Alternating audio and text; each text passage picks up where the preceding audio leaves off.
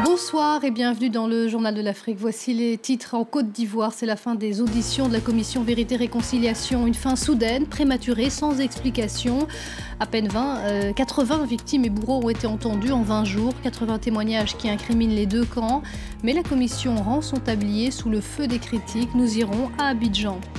En Ouganda, les rebelles de la LRA se sont tristement rendus célèbres par l'enlèvement de milliers d'enfants. Ces dernières semaines, une centaine de jeunes kidnappés alors qu'ils avaient parfois moins de 10 ans ont réussi à s'enfuir. Reportage dans l'unique centre de réhabilitation du pays.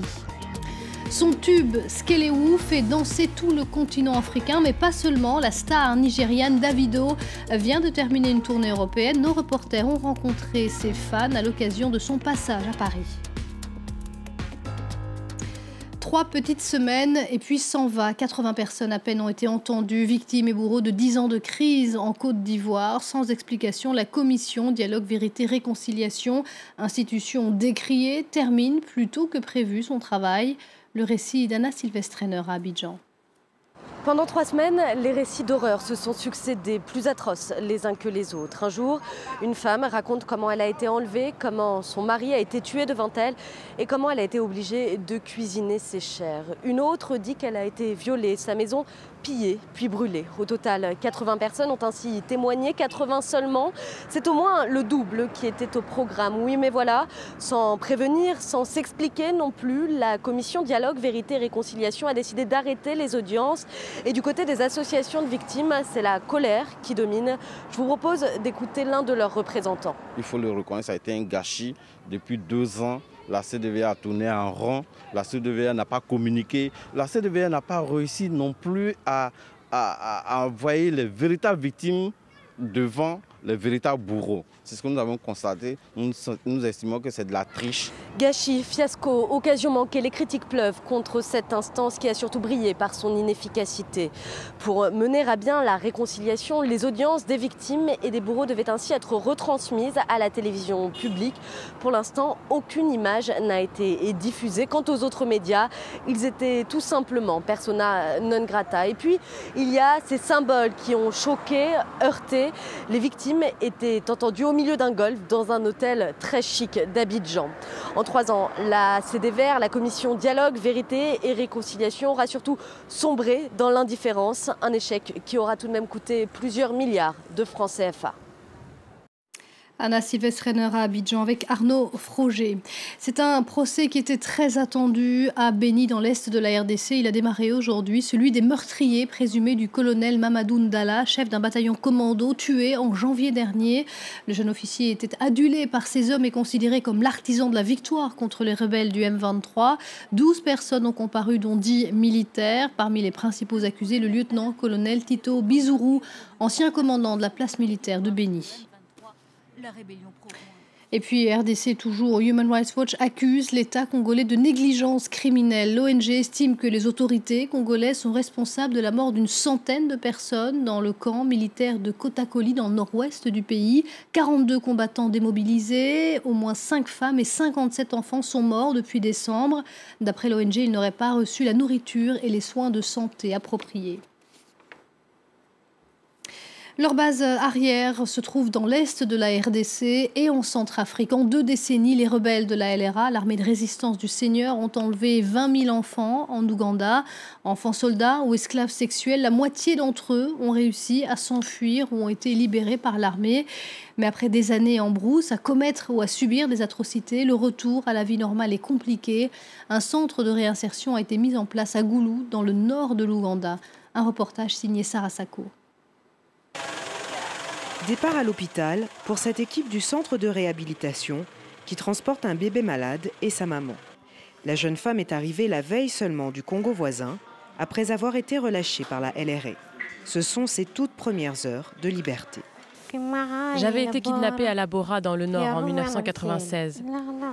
Ici, je me sens libre. C'est très différent de la brousse. Dans la brousse, on a des problèmes pour manger et se vêtir. Mais ici, il y a tout ça en grande quantité. En brousse, c'est très difficile et on vit dans la peur. Les membres de l'ONG interrompent rapidement l'entretien. Il faut ménager la jeune femme pour qui ce retour à la liberté est un choc. Elle est l'une des dernières arrivées.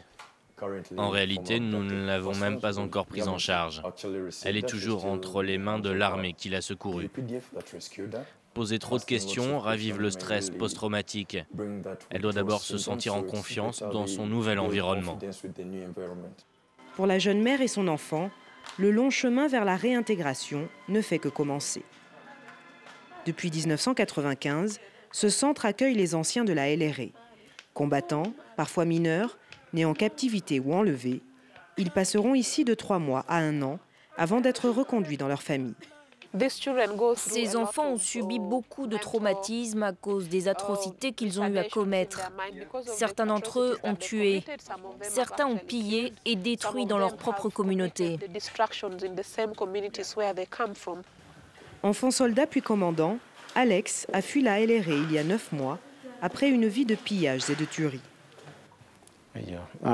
Je suis heureux maintenant parce que je ne fais plus de mal aux gens. J'arrive à gérer mon passé grâce à l'aide que je reçois ici. Parce que dans la brousse, à part s'entraîner et apprendre à utiliser une arme, on ne nous apprend rien. Thabo, lui, a fui la LRA il y a 2 ans. Il tient aujourd'hui cette échoppe avec sa sœur, qui l'a aidé à sa sortie du centre. Un exemple de réintégration réussie. Je suis très fière. Il y a eu beaucoup de progrès. Son commerce est en train de s'agrandir. Cela lui permet de s'en sortir beaucoup mieux qu'avec notre modeste aide. Je ne veux penser qu'à ma nouvelle vie. Je ne pense pas à ces rebelles. Je ne veux pas y penser, je m'en fiche. Alors que Thabo, Alex et leurs compagnons d'infortune savourent aujourd'hui leur liberté retrouvée, 10 000 mineurs enlevés par la LRA sont toujours portés disparus. Et les rebelles de la LRA, justement, ils sont pourchassés par les Américains qui ont déployé des forces spéciales dans la région, mais aussi par des troupes de l'Union africaine. Le commissaire de l'UE chargé de la paix et de la sécurité revient sur les opérations en cours contre des groupes terroristes, en Somalie notamment. Ce que nous faisons en Somalie contre El-Shabaab, puisque nous menons actuellement des attaques d'envergure. Nous sommes en train de récupérer beaucoup de villes qui étaient stratégiques pour les terroristes, mais également des ports. Cela nous permettra de couper leurs sources de financement et aussi l'acquisition de nouvelles armes. Ce que nous faisons également sur le LRA, vous le savez, donc ça donne maintenant des résultats tangibles. Ce que nous faisons actuellement également dans le Sahel, puisque nous avons toute une mission qui est déployée au Mali, qui travaille en étroite coopération avec et le Mali et les Nations Unies. Esmaïl Chergui de l'Union africaine au micro de Bangali Touré. C'est la grande star de la chanson africaine. Ses tubes font le tour du continent. Il s'appelle Davido. Il est nigérian, jeune, riche et talentueux. À l'occasion de son concert à Paris, Nicolas Germain et Bangali Touré sont allés à la rencontre de leurs fans pour décrypter le phénomène Davido.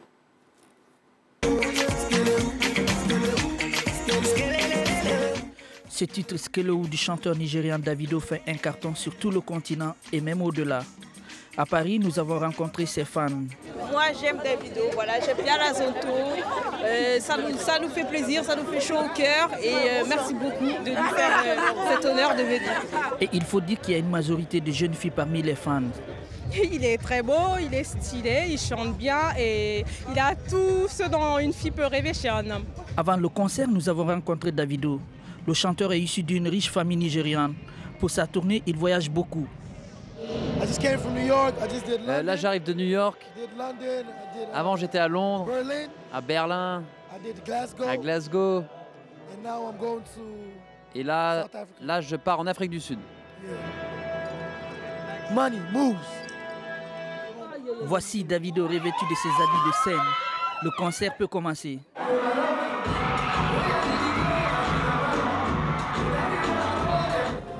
Et arrive le hit tant attendu.